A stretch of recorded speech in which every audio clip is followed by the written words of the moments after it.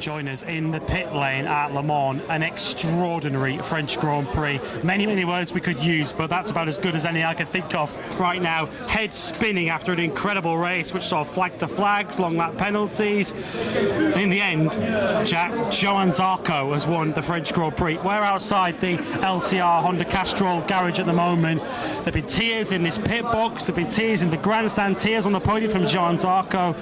We'll try and pick the bones out of the race we've just watched over the next half an hour or so, but Jack, your immediate reactions to what we just witnessed? Well, what a remarkable race, one of the most chaotic I think we'll ever see in MotoGP, and in the end the perfect strategy, the perfect gamble on the perfect day under the perfect atmosphere. It does not get any better than this. Johann Zarco becoming the first Frenchman to stand on top of one of the most historic podiums in all of motorsport and hear La Marseillaise ring around for 71 years. It's not very often that the emotion sort of allows you to get swept away, but as he came across the line, I was stood at the LCR pit boarding over there, and he stopped with Lucio Cecchinello in front of me, climbing over the pit wall, patting him on the head. I just had to take my headphones off. Apologies to you and Matt Bird, but I just wanted to listen to the atmosphere, and I have to say, I've never heard a roar like that at a MotoGP race. The atmosphere today in front of a record 120,000 crowd, the biggest ever attendance across a weekend we've ever had. I mean, just everything aligned to make it the perfect day, a day that you only see in movies. Well, today MotoGP has delivered a Hollywood script with a Hollywood ending. A French fairy tale here at Le Mans. 311,000 fans over the course of the weekend filled this incredible Bugatti circuit, and they got their wish. Johann Zarco, the winner of this incredible French Grand Prix. It's going to be very difficult to try and pick the bones out of what happened and explain to you what we saw here today. We had rain before the Grand Prix got underway. Everybody came up pit lane at the end of the initial warm-up lap to try and change over from the dry tyres to the wet tyres. That caused the start to be aborted. We then had the situation where the quick start procedure was employed. From there, we then had half the field coming up pit lane at the end of the sighting lap, giving themselves double long lap penalties as a result of all of that. The Grand Prix then got underway. The riders who started the race on the wets switched, many of them, to slicks, then had to change back to wets because they realised that the track was getting wetter and wetter. And in the end, Johann Zarco strategically called this one spot on. Started the race on the wet weather tyres and did not change. And that is the mum and dad of Johann Zarco. The mum to the right, just speaking to some of the French media, as you can see there, she doesn't come to many races. She hardly comes to any races. This is the first MotoGP race that she's attended, I've been told, in over a decade. Wow, did she pick the moment? As you were saying, just trying to run through what we've witnessed today, it would take us until 3 a.m. to properly detail who came in and swapped bikes on what lap and when. We had I think the most chaotic MotoGP race we've had for many a year, but in the end, you have to say, it was all about strategy. And these guys down at LCR, they rolled the dice, which is so brave to do, because there was so much for Johann to lose today. He knew that these were his conditions, and he knew that if he was able to follow what everyone else was doing, he would stand a great chance of being on the podium regardless. But the fact that they were able to have the bravery to roll the dice and pull it off as magnificently have done, you have to give huge credit to Lucio Cecchinello, to Christophe Bourguignon, you have to remember as well, Beefy, who's been a part of the MotoGP paddock for so long, a Frenchman as well, so this is going to be incredibly special for him. David Garcia as a crew chief is a MotoGP winner again, was able to take Alex Rins to victory the last time that Honda were victorious in Kota. So it was just magnificent from start to finish. But taking nothing away, we call it a strategy race, which of course it was with so many pit stops, but Zarco was the fastest man out there today, full stop. Yeah, Johann Zarco rejoined, or took the lead once the guys who changed back to the wets rejoined. He had an 8-second lead there or thereabouts over Marc and Alex Marquez, and Marc Marquez could not close him down. Try as he might, Johann Zarco just extended the lead. He won by 20 seconds in the end, but a huge day in the World Championship for Marc Marquez. Second for him today. Let's see his reaction now with Matt Burt.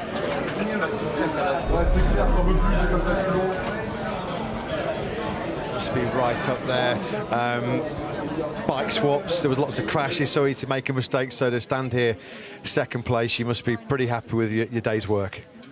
Yeah, I mean, I say to some TV and I repeat to you. I mean, maybe today we thought that mistake in Jerez was another mistake here, but I was controlling myself all the time. I was just trying to score the maximum points. I didn't exaggerate, but especially try to be full focus during all the race because first of all, the first 5-6 laps were crazy. And super demanding about mental side to understand what you need to do. But then also when it was raining during all the race, the track was changing super quick. Less water, more water, less water, and the grip was changing a lot, and then difficult to adapt to the riding style to the conditions. How difficult is it as well, Mark, to just keep a clear mind, you know, when to come in for the second bike or when to actually, you know, come in and take the double long lap penalty? I mean, just trying to keep a clear mind in that situation, not very easy. Yeah, that double long lap was the only small mistake I did, because I was trying to follow Alex on that moment to make the long lap on the same way, because like this I always have somebody in front, because normally the guy is leading. If I ride some corner is super wet, is the one that is doing the mistake. So, but I nearly hit Fermin, and then I was not clear if I will do the long lap. So then I just stay in, and was the only small mistake, but all the rest was everything how I planned. And yeah, score 20 points plus 12 than yesterday, we can say that it was a good weekend. A very good weekend. We know you like to win every race you start. So at one point you were 8 seconds behind Johann, and I guess that some part of your mind was thinking, okay, let's attack, let's try and catch him, but he was unbelievable today, wasn't he? Yeah, today was faster than us. I go out and I say, okay, let's see if he burned the tires, because normally when you do 3-4 laps on dry conditions on wet, then sometimes the tires you destroy it and then you cannot ride fast on wet. But I pushed 2 laps and I say that I was just half second or 3/10 or even 0 faster than him. Then I say 8 seconds are too much, so just control the distance between me and Alex. Feels like 20 very important points for the championship game today, Mark. Well done, very tough race, great job. Thank you very much.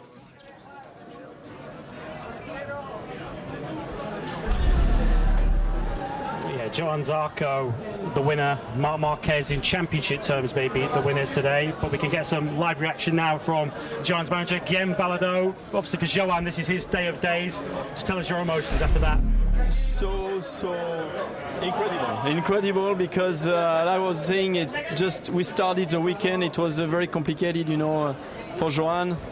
And I mean, winning this race here, you know, in front of French people, it's just like an amazing day. And I'm so glad, you know, for the team and for Johann, also for people working with him, you know, because it's a lot of work and a lot of investments during the season. It's a long season as well. But this day, I mean, if I talk to myself, just like I was feeling like I'm going to die, you know. Just, you know, I'm 48. I just want to live still, you know. I was like, I couldn't even breathe, you know. I was like, I couldn't watch the race. I was like, I was just counting the laps and just, come on, take it easy. Don't take too many risks, you know. And no, I'm super glad for Johann, because he's working hard and you know, he's ready for each race, and even sometimes it's a little bit harder, you know. Last race in Jerez was a bit complicated, you know, for him, but he never gives up, you know, and he's always like ready to fight. He's a real warrior, you know, so I'm super happy for him, because he deserved, you know. It was a huge risk to move to Honda where they were at the time, but the progress they've made this year is evident, and then to top it off, to win here with this atmosphere, I mean, it proves that the risk was worth taking. The risk has paid off. Yeah, exactly. I mean, he took many risks, you know. I mean, not entering, you know, to change his bike, but I think you know, I think he started seeing like maybe the rain, you know, on his helmet, and he said, okay, you know, sometimes when you make decisions, you know, it could be like maybe 2 corners before was okay, the corner after it started raining, and you change, you know, the decision you're gonna make. And Johann, you know, on this point is he took the risk, you know. He took the risk, and I'm glad, you know, it worked out, you know, and for him, so it's good. The lead in the latter stages was building up every lap. He was increasing his lead. He was a second lap quicker than Marc Marquez. Yeah. How calm were you? Were you same as Lucio, telling him to just slow down, or were you confident that Johann had under control? Saying that, you know, I was like talking to the mechanics and saying, "Oh, guys, you should say like he has to go slow now because he's okay," you know. No, it was a crazy moment and a lot of pressure, and I was super anxious, to be frank with you, and I think all we were very anxious, you know, because we were seeing the lap time and improving each lap 1 second better. So it was like, wow. So maybe now he should go, you know, he should go a little bit slower, you know. But I mean, Johann is on the bike, so he knows exactly what he's doing, and he has experience, and. You know, we will ask him, you know, what he was thinking. Guillaume, stay with us. Memorable days. I have to let you go. Many thanks for joining us. We'll let you go and join the celebrations and start the party back in LCR. Thank you so Johann much. Zarco's personal manager there, joining us live on After the Flag. Let's now hear from our third place finisher, Fermin Aldeguer, with Matt. Also, the race was a little bit crazy. Thank you. Thank you so much. Congratulations. Start to race. Crazy weekend here in Le Mans, but an unbelievable weekend for you. We were happy yesterday, Fermin, to see you on the sprint for the first time on the podium, and today your first Grand Prix podium in MotoGP in what was a crazy race. It was a battle of survival out there, really, but you did it. Congratulations. How do you feel? Thank you. Yeah, today is a special day because yesterday we finished third in the sprint podium, but today is a little bit different. And also the race was a little bit crazy. The first part with the slick and start to rain. We do the flag to flag race. We change the bike, and yeah, I don't have a lot of experience in the wet condition, but lap by lap I was going better. I felt better. I understand better the electronic, the tires, and yeah, we finished third. An incredible day for me. I also have to say thank you to Gresini, to all Ducati, because we have an incredible bike and a big family. 2 long laps, a bike change. I mean, it's so hard. So many riders crashing it as well around you. At one point, you were leading the Grand Prix. Did you realise at that stage that you were at the front? Yeah. I saw the screen because Marc and Alex was behind me, and I say, what I do now? They go to the box. The first and second sector was completely wet. I was with the slick, and I say, okay, now this lap with calm. I change the bike, and we will see what happens in the rain. Was going good. Yeah, happy. You've proven this weekend that you had the speed both in the dry conditions yesterday, in the sprint and in qualifying, and today. Obviously, the more experience and confidence you're gaining in the wet as well. Do you feel now that you're ready to sort of be in this podium battle on a consistent basis? I mean, because you've had a fantastic weekend. I hope, but we are rookie, and now in this moment we are very fast. We feel incredible, all team. We are working in a good way, but maybe in another track we have to continue learn, and maybe we are not in this top 5, but nothing. Our goal is clear, stay always straight in Q2 and fight for top 10. You kept your cool, you kept your concentration, and you got a third place at the end of it. Well done, Fermin. Fantastic weekend. Great job. Thank you very much. Español.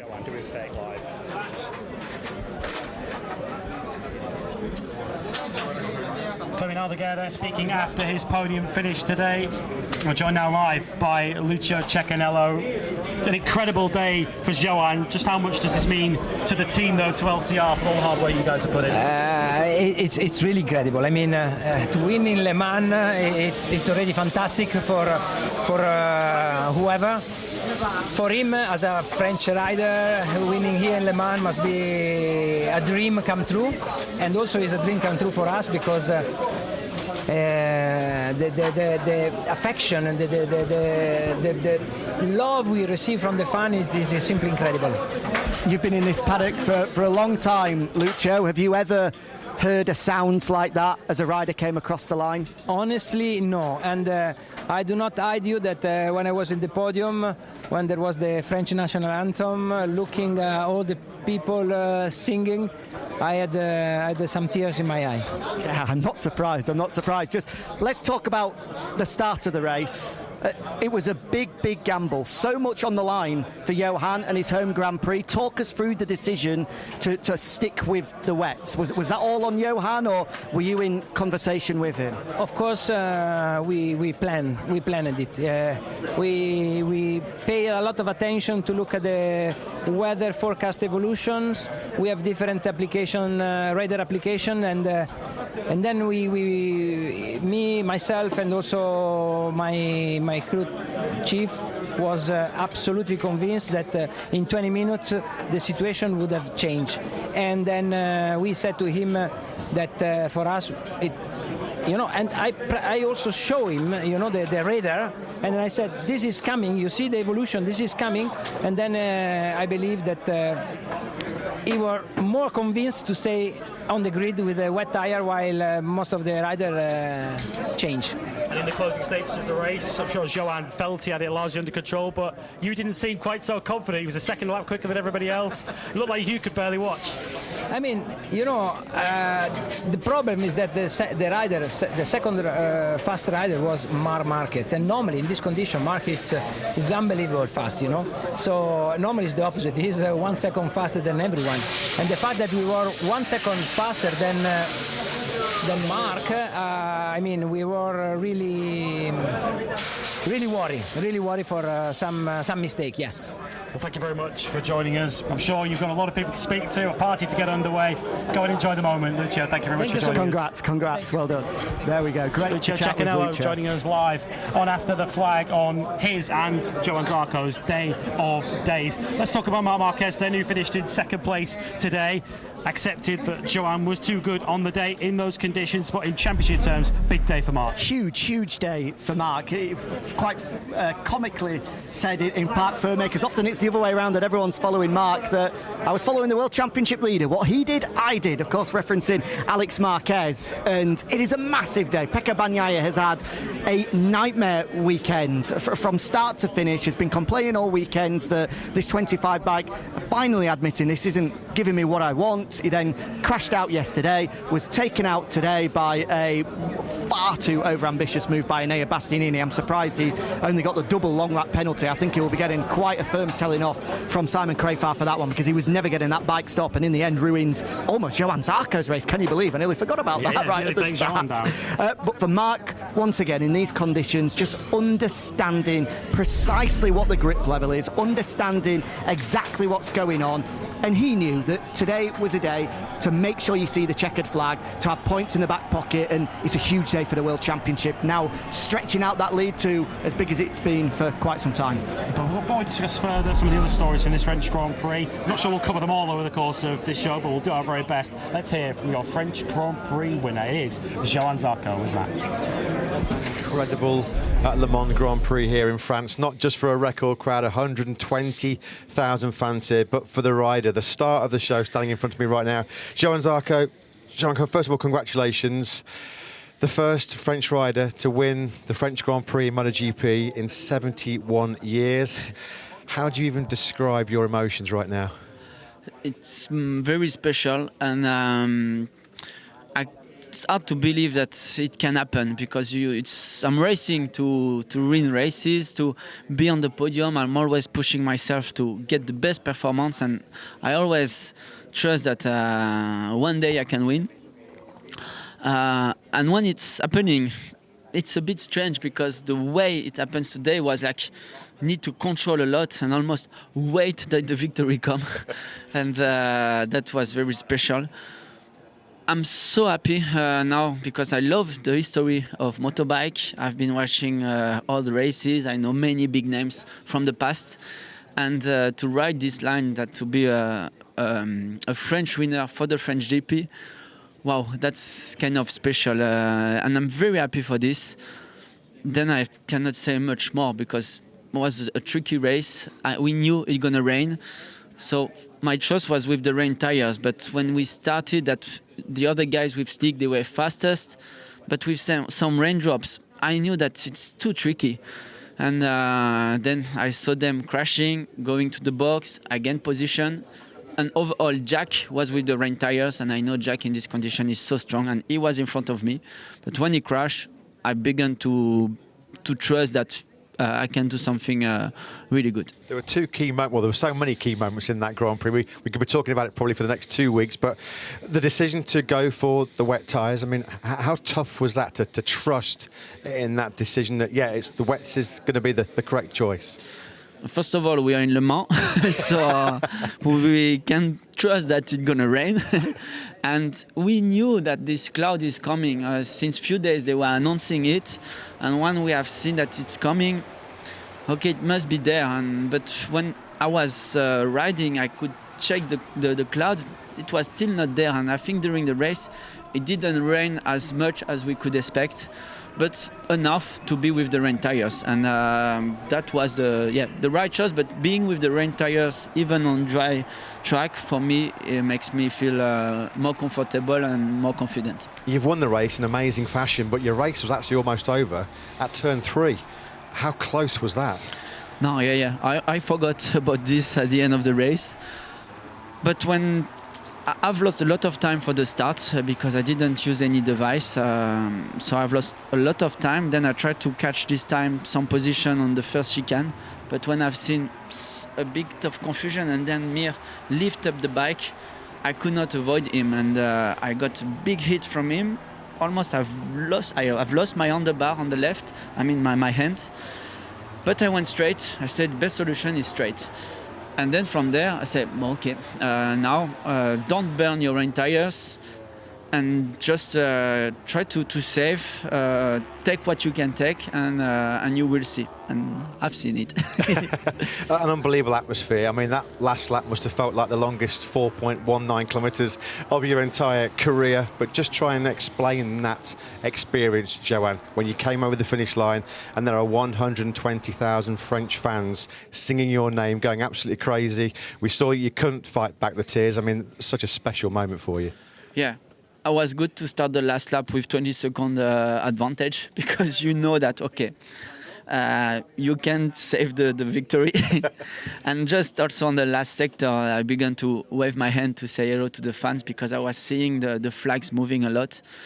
And I expect maybe to get more tears in that moment, but they are here, but they are not getting out. And you want to enjoy it, you finish your lap, and I think this is the best moment is when you reach the Parc Fermin and you see the team, because you share all the weekend with them, and when this thing happened, wow. I think this is correct. Your mother, Francois, was here. She doesn't come to many races. I think it's the first time she's come in over 10 years. You're going to be inviting her to Silverstone, I take it now, yeah? First time in 17 years wow. Of racing. I never asked her to come. And I say, you have to see the French crowd, how they are supporting me. So she came with my dad. I mean, my parents came.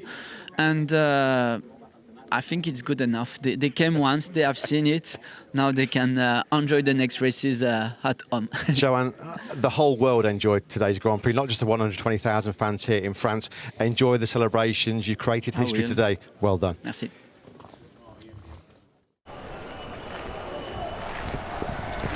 Congratulations to Johann Zarco, his day of days in MotoGP. I believe you're seeing some of the scenes now of Zarco's celebrations. We can welcome some true sporting royalty to the show. He's been with us through the weekend. Tour de France legend, record stage winner of the Tour de France, Marc Cavendish, joins us. You've watched a lot of MotoGP over the years. Have you ever seen anything quite like that?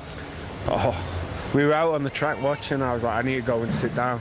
It was horrible. I was pushing my boy. I wanted to race motos after today. I was like, oh, I don't know. As a parent, I don't know. That was like, okay, it's always going to be in the wet, you're always on the edge of your seat, but just the drama and the nature of it, it was a very, very good race, and I'm glad everyone's unhurt and safe, you know, but you never like to see people go down, especially friends who've gone down, you know, but I think for Johann, like, I don't think there's anybody who's not happy for him today. Like, that was something special, that was something really, really, really quite emotional. I'm very, very happy. Watching trackside, was that getting the adrenaline going again? No, I'm too old. I'm too old for that now. Do you know what I mean? I like to watch it. I was calling my boy. I was like, "Hey, you're watching?" He's it's incredible. My wife's like, "What's going on? What's going on?" It was like very, very good race to watch. I think I was very good for MotoGP, very good for LCR Honda, and yeah, like I said again, I'm just glad everyone's like safe, you know. Another rider you were following very closely was Jack Miller, a good friend of yours. He crashed out, but there was a real opportunity for him today. He made the right decision, the same as Johann. I guess some regret for him, but an opportunity that maybe passed him by. Yeah, it's really sad. Like, yeah, that could have been some, but you know, we can't talk about it. He'll move on like that, and we have to move on. I'm just glad, like I said before, I'm glad he's okay. I'm glad everyone who crashes is okay. That's all you see as a sports person. That's all you think about, really. So, just finally, that noise, that atmosphere when he came across the line. I'm sure you've been to many sporting events down the years. Have you ever heard something quite special, quite as loud and vociferous as that? Oh yeah, I've raced in France. I know what the French are like. You know, it's pretty special when a home rider wins. Here in France, like the public, they're real. Like they really feel the journey with. That's why the Tour de France is popular. That's why Le Mans is popular for MotoGP, and then the 24 hours next month. And the spectators are always something special here. They always are for any sport, and we saw that today. Yeah, I guess the only thing that could have been better is if it had been on Bastille Day today, but unfortunately not. But many thanks for joining us. Hope you've enjoyed your MotoGP experience this weekend. We've enjoyed you being part of our coverage, and thanks very much for joining us. Thanks for having me. Don't keep me waiting next time. We won't. Good to see you, Mark. Absolute pleasure to have, as you say, sporting royalty. Nobody's won more Tour de France stages than him, and he's a genuine MotoGP fan. And you can see, just like all of us, just like all of you at home, he went through those roller coaster of emotions today. Yeah, he really did go through the ringer today. Fermin Aldeguer on the podium then. We've already heard from him. Third place for him today. And from an Aldeguer point of view, I guess the second place was potentially there for him. Had he not left it a lap too long to make his last bike change, he went in the lap after Marc and Alex Marquez. But the weekend where Fermin truly arrived in MotoGP? Yeah, absolutely. Did it in the dry yesterday and was magnificent. And his pace in those closing 6 or 7 laps, he was even quicker than Johann Zarco, who wasn't rolling off at all.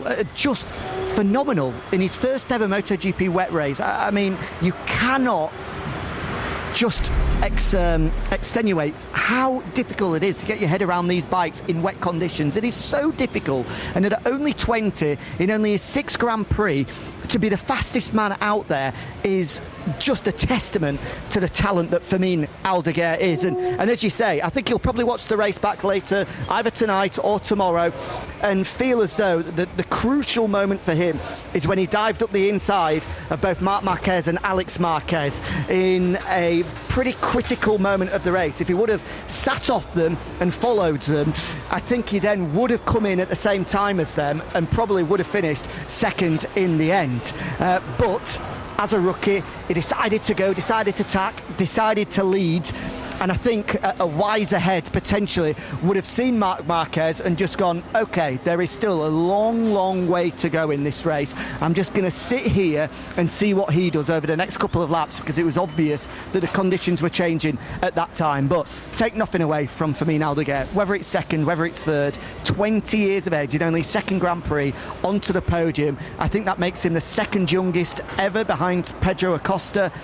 Huge talent, and not going to surprise anyone by saying I think that's probably the first of quite a few MotoGP podiums. Yeah, 2nd youngest in the MotoGP era. No points this weekend for Pecco Bagnaia. Of course, we'll never know. Maybe Pecco will tell us later on whether he was going to stay on the wets, because he did start the Grand Prix on the wet weather tyres. He did not come in at the end of the sighting lap, but unfortunately, through no fault of his own, as he went backwards, obviously starting on the wet tyres, just got collected in that first chicane. Wow, toughest weekend that I can remember for a very long time for Pecco Bagnaia, starting on Friday with the admission, as we were saying, that this GP25 isn't going to give me the front feeling that I want for the remainder of the year, to then crash out as a result of having that no front feeling in the sprint yesterday, then being wiped out today. I mean, it's a hugely painful French Grand Prix for Pecco Bagnaia. I think one of the memories over the last couple of years was Bagnaia trudging back down pit lane after crashing out onto Nea Bastianini. Went past him, what was that, nearly 3 years ago now. He was able to pick himself up the floor on that occasion and come back to fight for the MotoGP World Championship. But it's going to take something very special for Bagnaia to rally again and get himself in the fight for this World Championship, because today, this weekend as a whole, has been one that I think we will look back on as the moment that Bagnaia really started to concede defeat in the World Championship battle, which I know is a strong thing to say at round 6, but just the manner in which the weekend has panned out, a very, very tough one to take for Bagnaia. 51 points now off the World Championship lead. Two sides of the French coin, of course, today. Johann Zarco, your winner. Fabio Quartararo from pole position sadly crashed out as the conditions deteriorated. He was effectively net the race leader at the point that he crashed, because he was second on the road to Marc Marquez, but he'd taken one of his 2 long lap penalties already. Marc still had to take 2. There was a lot to try and follow during that race. It was very difficult to keep on hold of it. Lewis, who wasn't a net leader at some point during today's race? Even Lorenzo Savadori was. Yeah, I lost count of the number of long lap penalties that were served during that race. Johann Zarco, though, he served none. He started on the wets, finished on the wets, and he won the French Grand Prix. If you're watching us live, thanks for joining us. The press conference is coming right up. The riders are ready. If not, we'll see you in a couple of weeks for the British Grand Prix, where we'll still be trying to get our head around what we just watched. Today, though, was the day of days for Johann Zarco. Bye from us.